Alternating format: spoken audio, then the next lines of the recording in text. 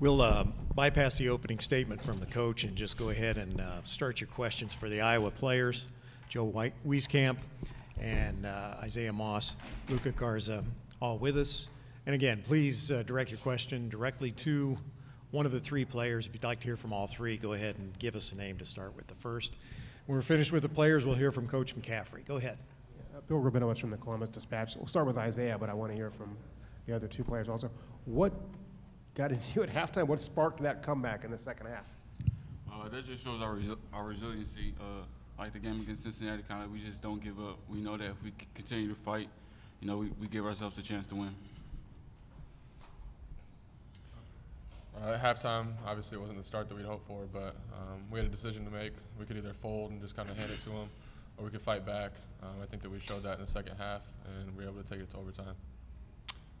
Just like kind of in the Cincinnati game, when we had that timeout when we were down 18-5, when you were in that timeout or in the locker room at halftime, you could tell something was about to happen. All the guys were communicating with each other, believing in each other. You know, our leaders were stepping up and talking to each other to make sure, you know, we weren't going to go down without a fight, and we were going to leave everything out on the floor. Mark Herman from Newsday, New York, and Luka, we'll start with you, but I'd like to get the other guys on it too. The reverse of that, what happened in the overtime? How were they able to take hold of it so quickly? Grant Williams hit some big shots. You know, he's a big time player, and we defended him well. He had a couple turnarounds and different stuff like that, and I think we executed well down the stretch when we needed to towards the end, and got a couple layups to keep us in it. But I think if we could have stopped them, it was hard. Those were really well defended shots. Tyler did a great job in those moments on them. Just credit to him for that. And I don't know. What Luka said, really, he's made tough shots down the stretch. Tyler did a good job on him the whole game, I thought, but he just made some tough shots. Yeah, you just got to credit Tennessee. They hit some shots. Grant Williams, obviously, the ACC or the SEC Player of the Year. So, but like you said, we executed down the stretch too. Joe, it was seemingly a very disruptive defense from Tennessee that kind of had you guys out of your rhythm in the first half. Is that something that you were able to get back on track in the second? Yeah, I think so. Not the first half that we'd hoped for, but you could tell the resiliency and the fight of us in the second half. I think we kind of got into their space a little bit in the second half. We were able to turn them over quite a bit and then execute on offense. Any other questions for our players? Congratulations on a great tournament, you guys. Take it with you going forward. Take your signs so that you can keep those as a momentum of being here. Thank you. Questions for Coach McCaffery now. Go ahead. Obviously took a lot of courage to get the overtime big side to put Schofield on the bench and go big. Did that surprise you? Yeah, I figured he'd be out there. He played well in the game. He's one of their better players. But, again, I got enough trouble coaching my own team.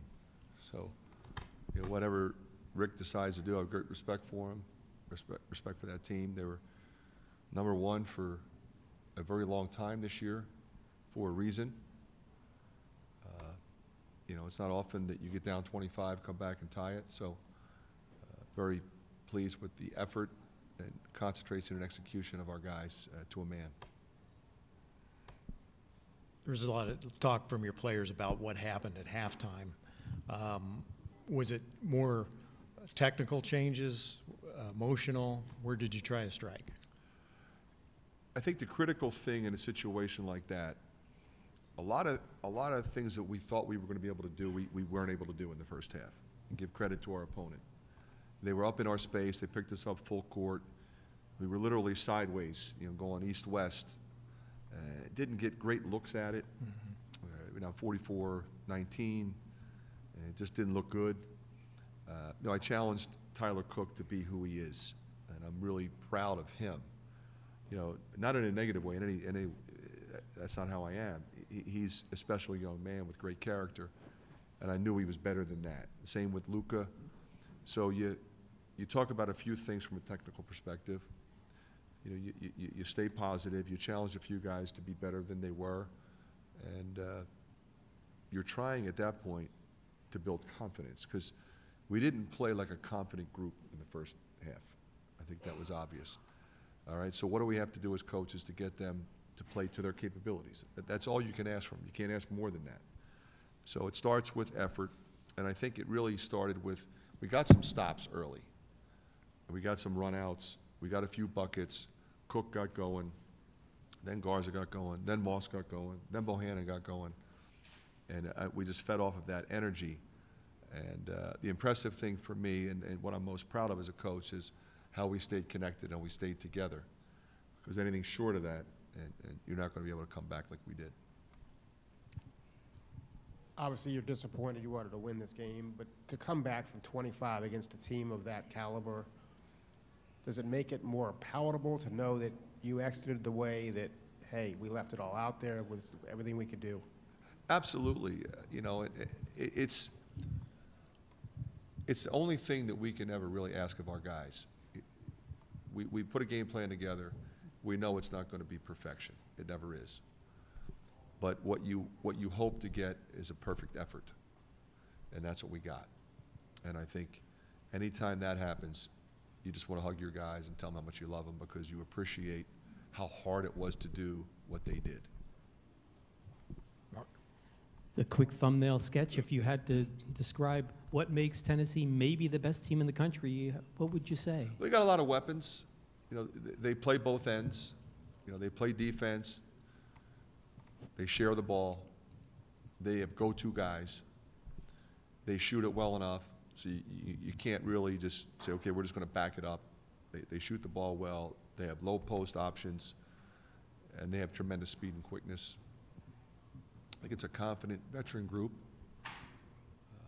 which I think always helps, especially this time of year, but it helps you throughout the course of the year. It's a reason why they have the record they have.